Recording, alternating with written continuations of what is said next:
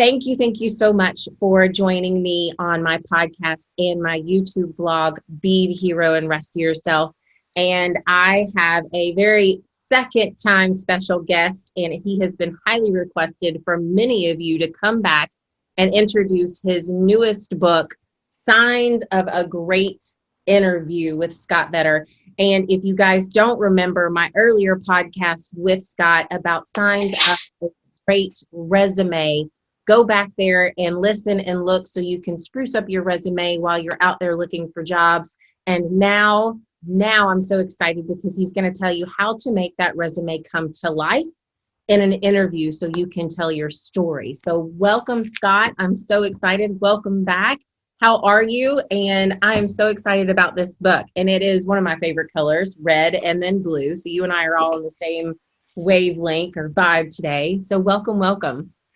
Thanks, Kelly, for having me back. And yeah, I guess great minds think alike is the saying. And much like I talk in the book about, interview prep, whatever color you feel best in, wear it. And for me, that's blue. I just like blue. So why not? But as you mentioned, yes, I am pleased to be back here to talk about Signs of a Great Interview. It was over the years after I wrote Signs of a Great Resume, everyone kept coming back to me and saying, hey, when are you doing an interview book? Because that's like the new problem I have. So I have a great resume and now I got to go talk about it. What do I do? So it was a natural follow-on to Signs of a Great Resume. Well, let's go over the signs again, because I know that you have your signs in the back. That's your picture right behind you. So let's review the signs for the audience just so they know what the heck we're talking about, because it looks like to me, it's something else, but I love it because you have really put some significant meaning behind each sign to help people remember in their process of being nervous and on their resume and in their interview, how they can remember to make sure that they bring out their story and who they are. Sure. So what you're seeing behind me here are the signs of a great interview. And if you're following along at home and you're just listening, you don't see the video, if on your keyboard, when you get back to your keyboard, look above the numbers 1 through 5, and right there you'll see what these signs are. They're actually certain symbols that help you reflect what makes you a great fit. The exclamation point stands for, wow, look at what I did. No one else could say this. At symbol for at what point you gained relevant experience, and some numbers, dollars, and percent that help to quantify what makes you a particularly great fit for a job, both on your resume and in your interview. So these I call the signs of a great resume and the signs of a great interview, and they're the way to help tell a story that speaks for itself. Awesome. So we talk about getting ready for an interview. We talked about, making sure that you wear your favorite color. What are some other things that people can do to kind of prep themselves to get ready for an amazing and great interview?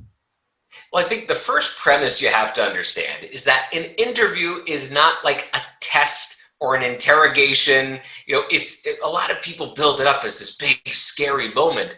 But if you break it down to its simplest form, just the word itself, inter and view, it's between two parties, a perspective. You are just there to share your perspective about what makes you a great fit for the job.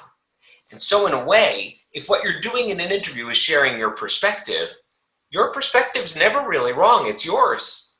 So you might say, you know the answer to every interview question. It's to share your perspective about what makes you a great fit. And the one thing you can do to prepare more so than anything else is to prepare to answer one interview question. And I want you to answer that question over and over again during your interview. There are a lot of questions you might hear, but at the heart of all the questions, I want you to picture it's this question. Can you tell me a story about why you're fit for this job? That one simple question really gets at the heart of why we're here.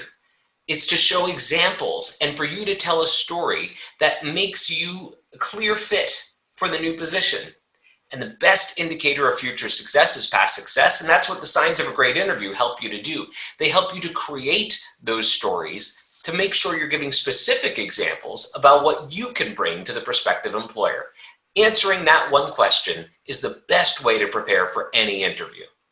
Which is great because in your book you talk about they want to hear your stories and they want to hear what was the actual story. So what was the beginning, what was the problem or what was the issue that you had to handle or what was the project? And then they want to hear how you went about to solving that problem. What was your process because they want to see how you work. And then also what was the outcome of that actual issue or that problem or that project? How did it turn out? What were some of the lessons that you learned inside of it? So those are a lot of people don't understand that that's really what people are looking for. And you said in your book, you're like, the indicator of great work is to look at past behavior.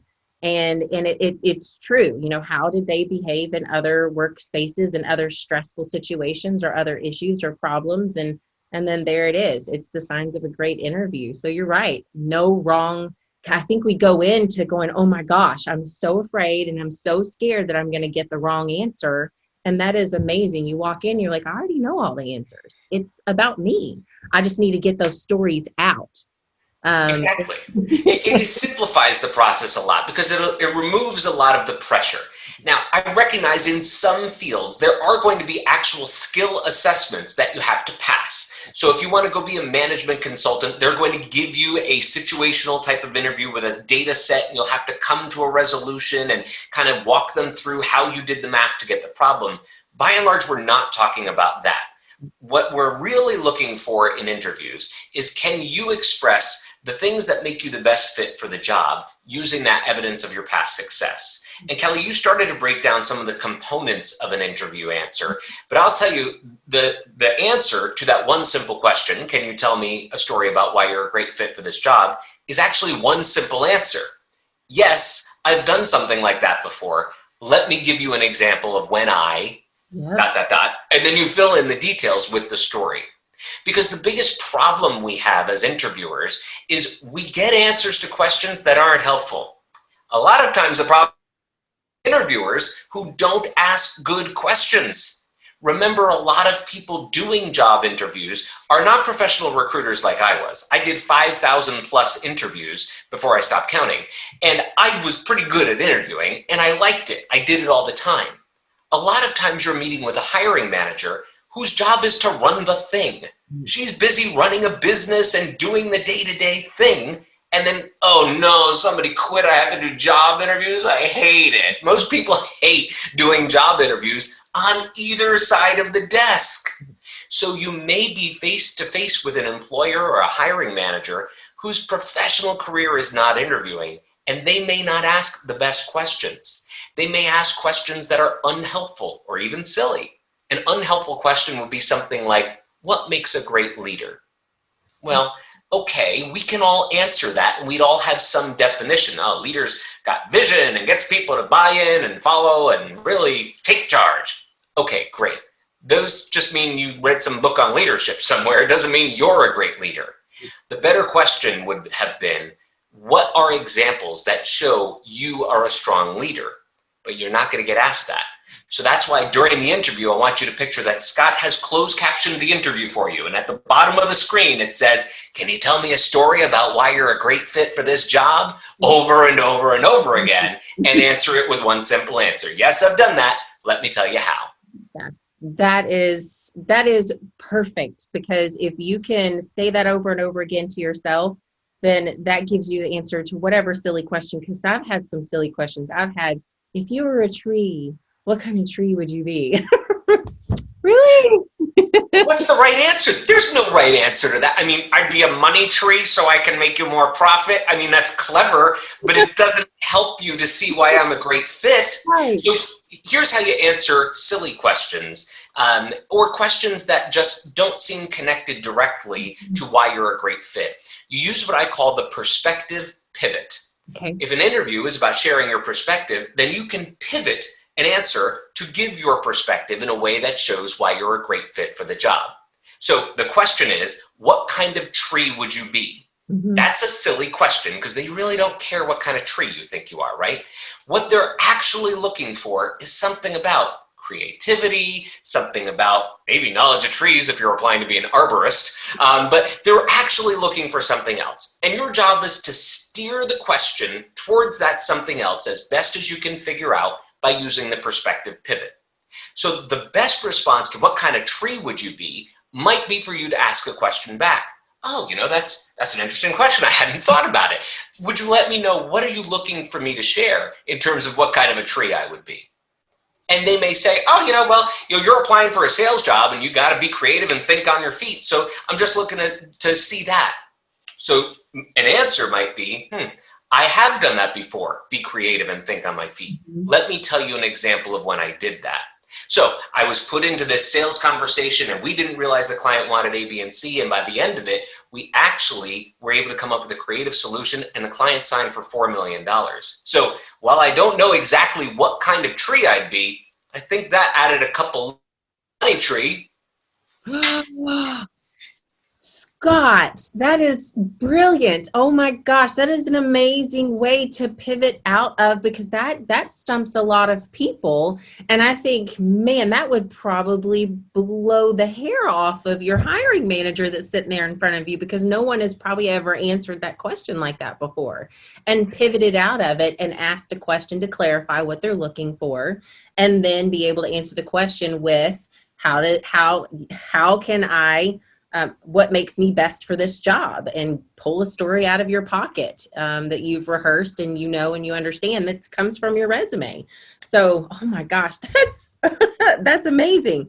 So other questions, let's go from silly questions to other questions, like questions that we know because we've been in hiring positions before, and that we've gone to classes and said, okay, you can't ask these questions, like age, like marital status, and all that kind of stuff. How can you pivot around those questions and help get out of those questions, or help guide the conversation in other areas?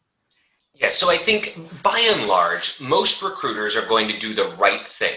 They're not going to ask questions that violate the law. They're not going to try to get you on something. The goal of the recruiter or hiring manager is to find the best talent to solve the problem that I have. There's a gap on my team and I need help. You might be the solution to that problem. So the best recruiters, and I think most recruiters, are going, all right, how can I make this the easiest process possible to find the best talent? So they're not going to try to stump you or trick you or ask unscrupulous or illegal questions. That said, sometimes these questions come up even in an innocuous way. So maybe a recruiter's trying to build rapport. Let's say a hiring manager, somebody who doesn't do interviews for a living, right? And so they're trying to build rapport with you and they say, oh, what'd you do this weekend, as you're walking back to their office for the interview? You and the family have a good time, and all of a sudden they've introduced your family into it. They may do an icebreaker of their own, like, oh, my wife and I, we cooked this great thing last week. What'd you do? And maybe it's an introduction or an opportunity to introduce something about your spouse or wife or husband or otherwise. And it's innocuous, right? Oh, are you married? Like, that's just, we say that to people when we meet them. It's inappropriate in an interview. So you have a choice to make here. You can go, hey, red flag, you're not allowed to ask me that. I'm going to call my lawyer, which isn't going to go well for anybody. Or you could just say, oh, well, you know what? I don't get into many personal details, but what I'll say is I had a great weekend, and I can't wait to share with you here today X, Y, and Z about why I'm a great fit.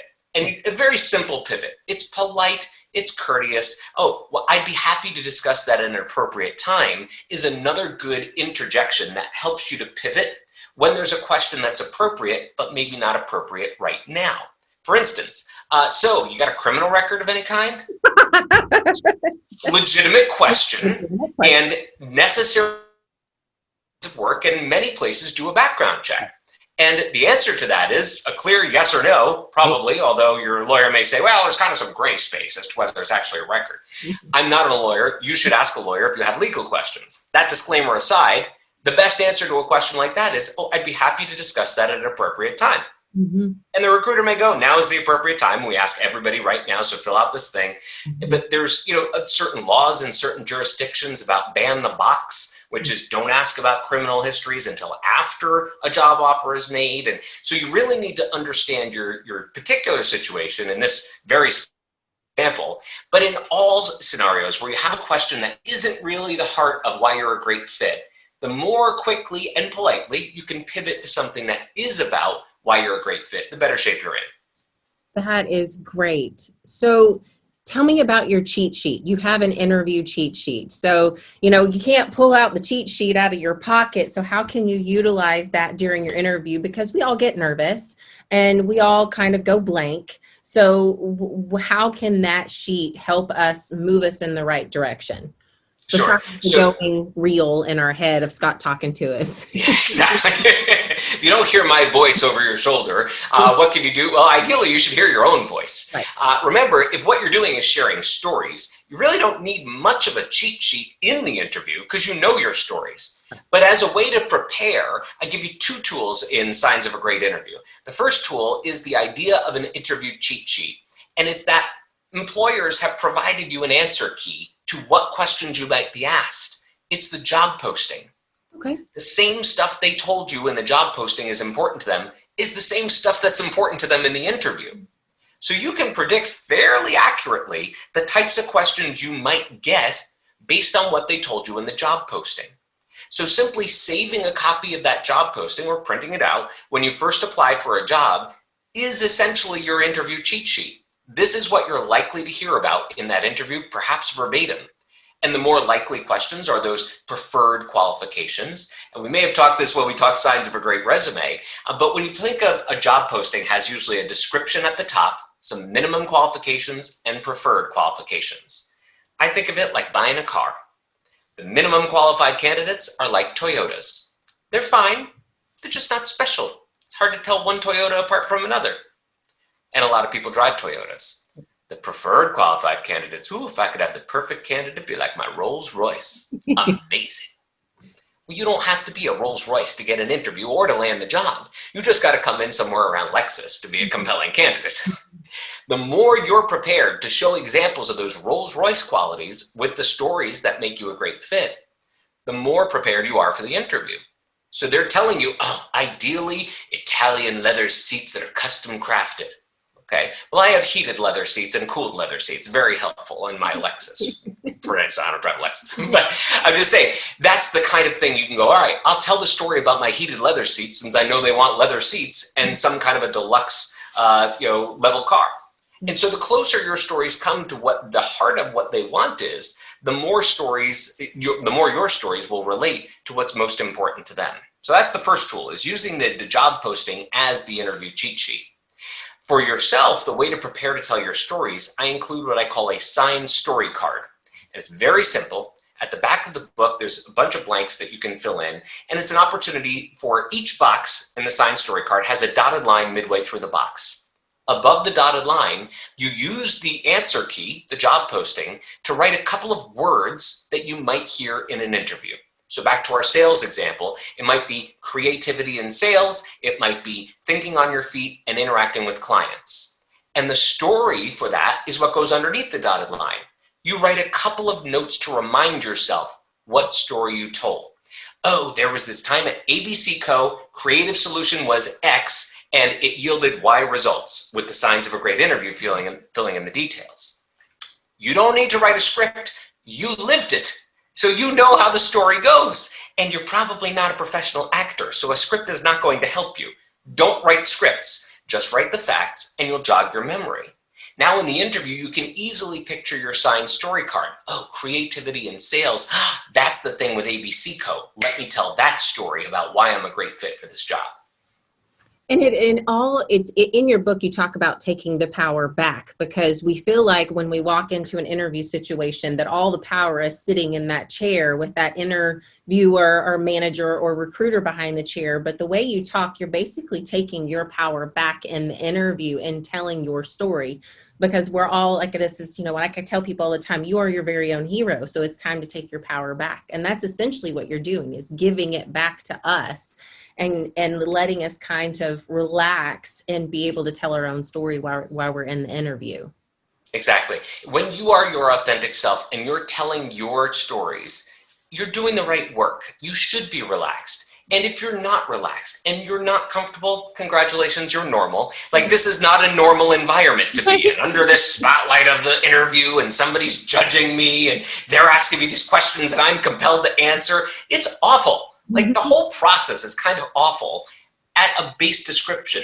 But if you use that simple idea of it just sharing perspective between two people, it's just a conversation, then it alleviates some of the awfulness that may exist and hopefully a bit of your worry, knowing that you know the answer to every single interview question, just telling the stories about why you're a great fit for this job to share your perspective. And you should feel empowered, because let's fast forward through the interview process. You have a great interview, they like what you had to say, and they see you as a great fit, and they make you a job offer. Now who's got the upper hand? Right. You do. Because I'm stuck as the employer. I can't go somewhere else. I need to fill my job. I've got a problem, and now I've identified Kelly's the solution. Well, great. Now Kelly has the upper hand because she gets to say, yeah, I want to be your solution, or no, I do not. So in the end game here, you have the upper hand as the candidate. It's all how you look at it. It is all how you look at it. So sometimes interviews are not one-on-one with a hiring manager. Sometimes you might have a panel. You might have a group of folks that are looking at you. I've been on interviews where you've got the hiring manager or the VP, and then they've got a few other folks in there that you potentially are going to be working with because they want them to have a say. How can you handle interviews like that in a panel interview where it's all walks of life and it's all different levels of the organization? Yeah, so the best way to prepare for the scenario in the room of an interview, or on the Zoom of an interview, as the day may be nowadays, right, is to ask at the time of scheduling the interview for a little more details. Okay. A lot of us get so excited. We say, I'm doing an interview. When do you want me to come? Fine, whatever, I'll be there. See you then. And you go, wait a minute. Where am I going? What am I doing? So pause a moment. When a company calls you or sends an email to say, hey, we want to schedule an interview, think about a couple questions you want to ask. So first of all, the when and where, but also the who and what. So by that, I mean, would you please tell me with whom will I be interviewing? And that will give you an opportunity to get ahead of the ball a little. Oh, you're going to meet Jack, and he's our vice president. And you're going to meet Shirley. She's our COO. Mm-hmm. Okay, great. Now you know. Well, now, if you're thinking about this, if Jack is the hiring manager, but Shirley's his boss, maybe Shirley's actually got more say in it than Jack does. So you now have an understanding of some of the dynamics in the room, perhaps. You can do a little reasonable research on people, like on LinkedIn. Yep. If professionals have put information out on LinkedIn, we don't mind people consuming that information. I would avoid going to like the tax appraiser's office and like Googling their home address and stuff. That's stalking, and that's a little weird. But, if you go to their LinkedIn or their company profile page, people who are COOs often have an About Us page on their website, and there they are. It's fair game if it's out there. And you find out, we went to the same school. Now you have an opportunity to build rapport. Mm-hmm. Or you realize she prioritizes community service, and she's also on the board of a local organization, and you do a lot of volunteerism. You've now built a connection that maybe weaves into some of the casual patter of the interview. While you're walking back with her, say, I saw that you were on the board of XYZ organization. I love serving in my community too. And what calls you about that? It's an easy conversation starter that she'll be excited to talk about, perhaps. Not everyone will. Some people are like, cut the small talk. I ask the questions. That's teaching you something too. Mm-hmm. If you're a person who likes to make small talk and they're all about business and only talk about what's necessary, maybe your interview is already done from your perspective. Mm-hmm. You don't want to work at a place like that. Right. So if you find out, to specifically address your question, it's going to be a panel interview. The way you handle that is as if you're talking to 5 individual people and not just one big group or only one person. So you're going to try to make eye contact with each person in the interview. You'll try to specifically address the question back to the person who said it. And now this is a new world we're in, so I don't know the perfect answer here, but when you walk in, you greet everyone, perhaps with a handshake again someday. Now a nod and a smile is probably just fine. And the same at the end of the interview. You say, thank you, Shirley, and thank you, Jack. It's really a pleasure to have been here. And before you leave the interview, you find out how to contact them to send a thank you note. Yep. Thank you notes are huge. So let's go into the thank you note. So I always like a handwritten thank you note. What are your thoughts about thank you notes? Should it be an email? Should it be handwritten? Should it be something specific? What are your thoughts on an after interview thank you? So the high level note is you do you. You do. And if you're a fan of handwritten thank you notes, great, do those. What I would say about are they required to be email or written, maybe depends on who you're talking to. So if you're interviewing at a technology organization, handwritten note may seem real antiquated, not tech forward. Mm-hmm. And if you're applying to work at the U.S. Postal Service, you better slap a stamp on that puppy and send it through. So it depends. And then the contents of the thank you note, well, that's something that you're actually curating during the interview. And another tool that I include in Signs of a Great Interview is what I call the QWERTY card for follow-up. And this again goes back to your keyboard. So look down at your keyboard again on the left there, and the first few letters are QWERTY. And that stands for questions which elicited reactions and thank you. This is your homework for during and after the interview. So during the interview, you're listening to kind of get information about how well your responses to questions are received. The questions which were asked are going to be asked by the employer, and the elicited reactions, kind of what they said about your answer or how they reacted to it, is what you're perceiving. You're taking this in to go, oh, they loved that story, or ooh, that story didn't work. I had to go back and re-explain it. It was a mess, and don't do that again. The second you leave the interview, you hop into your car or on the subway or at home or whatever, you pull out the QWERTY card and you fill out the questions which were asked. I want you to list them individually because you're going to forget them 5 minutes from now because you're all excited in high adrenaline interview mode. But right after the interview, you'll probably remember a bunch of them. Whatever question pops to your mind first, write it down.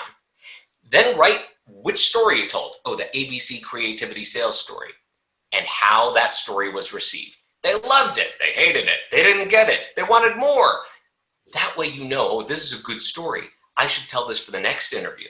Or I should tell it when I meet the big boss for her interview. Mm-hmm. Whatever information you glean in the interview, write down. In the military, they call this an after-action report, an AAR. Mm-hmm. And after a certain operation and after many different things that they experience, they go back and they go, all right, how did that go and what can we improve for the next time? Do your own AAR. That's the QWERTY card. The TY section are notes for your thank you. Oh, Shirley really loved my interview and she's on the board. She talked about this volunteer event. Maybe invite her to one of ours. And so in your thank you note, you say, Shirley, thank you. I'm glad I was able to showcase my skills in sales and creativity, and I appreciate you taking the time. You mentioned volunteerism is important and community events. Our organization is hosting a big event next month, and I hope you'll come and see us at it. I'd love to say hi and hope you can come out and enjoy what it should be a great event with us. Nice and sweet. And it's personalized to Shirley, and it's reiterating why you were a great fit, and at the same time connecting and building that rapport. I love it. So on the other side of it, it's when it's your turn to ask questions in the interview. So it's the end of the interview. They've asked your questions. You're probably exhausted, sweat dripping down your back, the whole 9 yards, but you're staying calm, cool, and collective. And now it's your turn. What are some do's and don'ts on questions that you need to ask them? So there are thousands of questions which you might have heard are the best things to ask in an interview. Mm-hmm. And this is where a lot of people turn into Barbara Walters at the end and go, all right, so tell me about your life story and what do you think makes great leadership? And like, okay, Barbara, this is not the most interesting person in the world. This is a job interview. Right. And you are not here to become the interviewer all of a sudden. Right. So without many exceptions, the last question of every interview is usually, do you have any questions for us? And this is kind of recruiter code talk for get out. This interview's done. We're through asking questions. I know what I need to know, but as a courtesy, I've been told I should ask you, do you have any questions? And most candidates, this is a throwaway moment for the recruiter. They're not going to say anything that changes the recruiter's mind. And they ask this kind of personal interview stuff. And I will give you the most brief version of every answer because I'm done. And not because I didn't like the interviews, because I've probably got another one I need to get to. And you need to get on with your life too. Mm-hmm. So there are always 2 things that are safe to ask about at the end of an interview.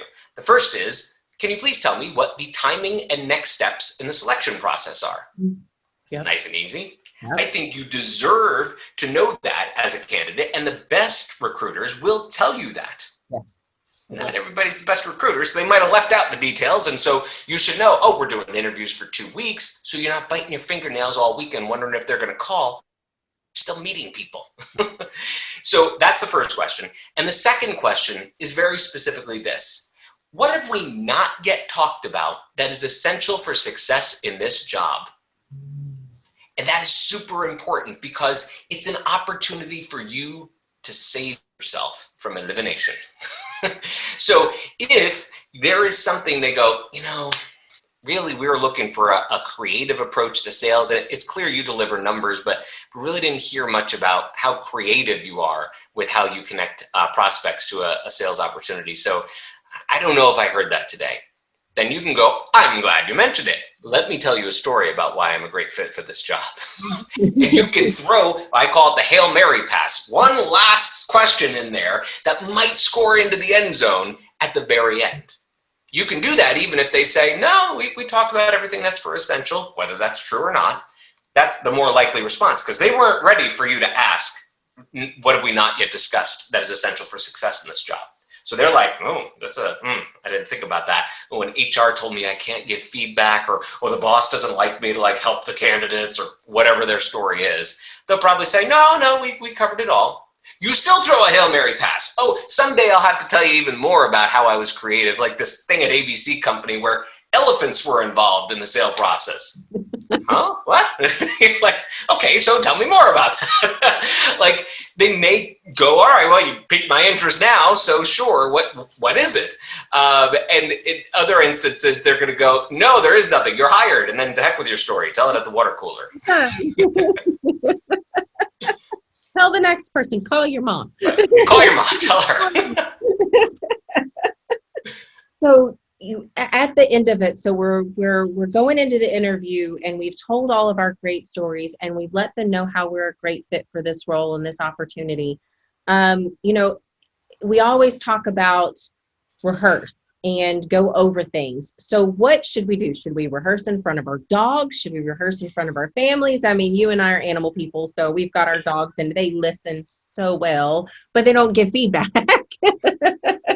So what should we do when we're going through the interview process, especially right now with a lot of folks that are probably doing a ton of interviews right now that things are kind of picking up and the economy's picking up, we're starting to see lots of interviews. So what should they do? Should they get dressed and get ready and pretend that they're walking into that door? And should they do an interview with their mom, or should they do an interview with a good friend that will give them good feedback? Right. So the simple answer to that is, yeah, in a way, you should do many of those things, but I'll stop short of calling it rehearsal because rehearsals are for actors and you're probably not an actor.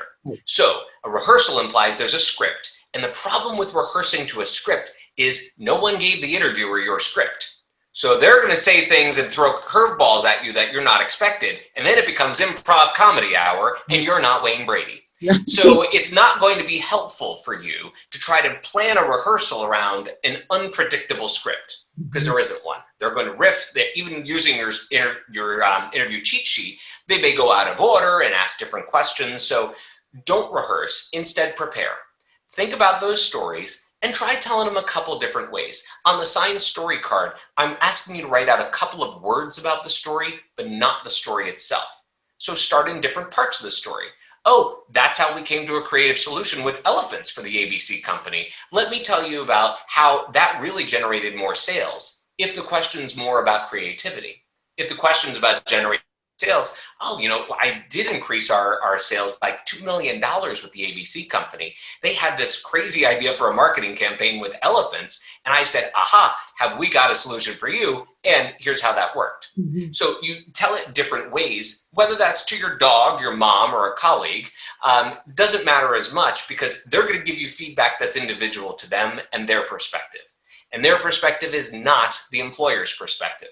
My Shar-Pei Lennox has not read the job posting. So he also doesn't talk, he's a dog.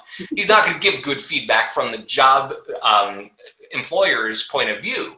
But at least it's getting your stories out and rehearsing, how does this come out of your mouth in various unrehearsed ways? So it may feel like practice is the thing you need to do, and I need to practice all these interview questions over and over and over again. No, Just be you, and the more natural you that you are, the better you'll feel, and the better the employer will feel too, because they're going to meet the real you. And a very simple way to think about this is, have you ever been out to a restaurant you go to a lot? Remember that? Going out to eat with other people, like in a closed space? Once upon a time, and hopefully again soon, you're sitting there and you know darn well what dish you're going to get because you get the same thing every time. And here comes the server to the table. Hello, everybody. I'd like to welcome you back to El Trattoria de whatever. I'd like to give you the specials today, which is a clam chowder. I don't eat clam. Baked in a with cheese. I don't eat dairy. Then the next is the soup of the day. It's hot. I don't want soup. And that goes away with the fish of the day, which is I don't eat seafood, which is catfish, which pairs nicely with a Pinot Grigio. We don't drink wine, which goes nicely with a Cabernet if you'd rather have a red. So now can I take your order? And that is all rehearsed. It's rehearsed poorly. It's a script you didn't want to hear, and it doesn't get to why is this a great dining experience any more than your script is going to get to why you're a great fit for the job. Right. Oh my gosh, that is absolutely amazing. What are some of your top 3 things that people can walk away with today to understand and how they can nail that great interview? I think the most important word is relax. Just be yourself. Big one. Yeah. You're going to be stressed about this process. I get it. Because there is this inherent want. You want that new job or that promotion or even a need. You need job to put money on the table because you're unemployed or whatever the story is. I get it. There's a lot riding on this moment of the interview. The more relaxed you are in knowing that you have the answer to every interview question, sharing your perspective, and knowing that you've prepared by filling out your signed story card and using the signs of a great interview to tell a story that speaks for itself, the more relaxed you can be. The best interviews were those where I really just felt like I had a conversation with a real person, where we were kind of just talking, a real dialogue back and forth, and not, I will ask the question, I will give an answer. I asked another question, I gave another answer. Those are awful. I just want to meet the real you. And so relax, and the real you is perfect, just the way you are, because that's the real you who's going to show up to the job every day. You don't want to play a character in the interview and then you show up and you're like, where's that person from the interview? She was awesome. Now who are you? Or vice versa. Like, oh, we thought this was a risk in the interview and now you're this fun, awesome person. Why didn't you show me that? I get it. It's hard and it will take some time to feel comfortable in that. And I hope it's very little time because I hope you're interviewing very infrequently because you get a job that you love. But that's my number 1 tip is relax. Number 2, of course, is to prepare and don't over prepare. Don't write scripts and don't try to answer 75 Google interview questions. Just now, 80 million, never going to answer them all. Just answer one question, one simple question. Can you tell me a story about why you're a great fit for this job?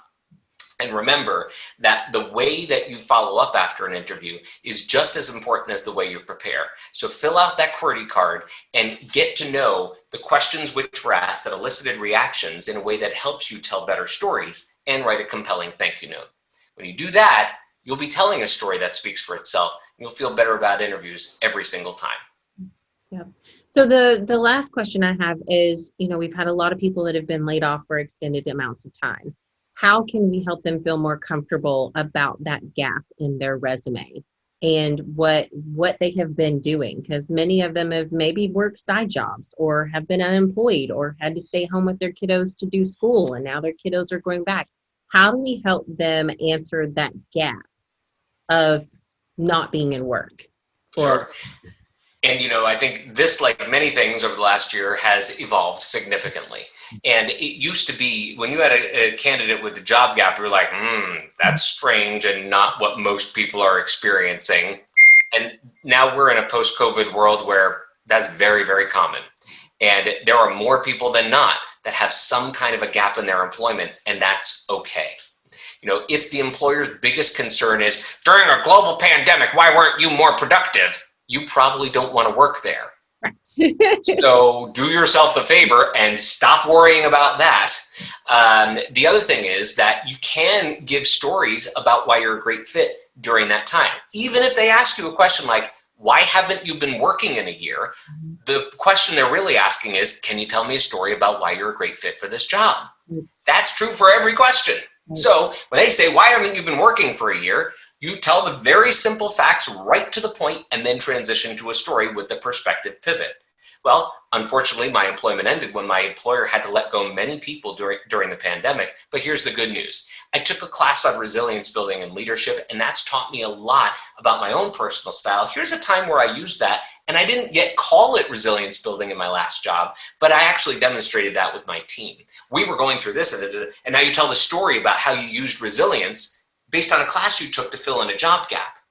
The focus of that answer is no longer what were you doing during the pandemic? It's now, why are you a great fit for the job? And that's always the most important thing to steer towards. So don't let your unemployment or your furlough, layoff, or termination even from a job get you down and get you disheartened. These things happen to a lot of people for various reasons. Even if it's a totally legitimate reason why you were separated from a job, you had a goal, didn't meet that goal, your employment ended, you can still get past that. It's not a reflection on your worth as a person, your value as an employee, or the potential you have for future success. Talk about the past successes you did have and not gaps, problems, issues, terminations, any kind of bad news. You focus on the good news because that's what we really want to know. I'm not all rosy and Pollyanna about the idea that everybody's employment history is perfect and nobody has a challenge. Of course, it's not the real world, but recruiters recognize that too. We all go through something in our careers that's like, not my best moment, or, oh, wish that would have gone differently. Everybody does that. And so just talk and refocus to the things that are about why you're a great fit. You'll be in a much better place, I think, for the employer and importantly for yourself. Oh, Scott, that's such a great ending to this and that moment, because I think we all need to understand that we do have the power to bring our best self to an interview and be able to tell the story of why we're a great fit, but also understand that we're not perfect. And know that recruiters know that as well. We're all humans. We all make mistakes. We all have failures. I mean, that's a part of being a human. But it doesn't mean that you're not good enough to move forward and have an opportunity that you absolutely love and be excited about getting this new job or this new opportunity and finding a new work home.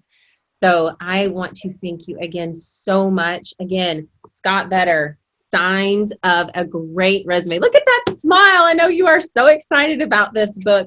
This is going to help so many, many people, and I'm so excited. So please, please, please go check him out. Buy both of his books if you haven't gotten both of them. Signs of a Great Resume with Scott Vetter, and then Signs of a Great Interview. I will have all of the links and everything to find Scott on LinkedIn and be able to buy his book. And if you guys have any questions, please put your questions down in the bottom. Don't forget to subscribe, and y'all be sweet.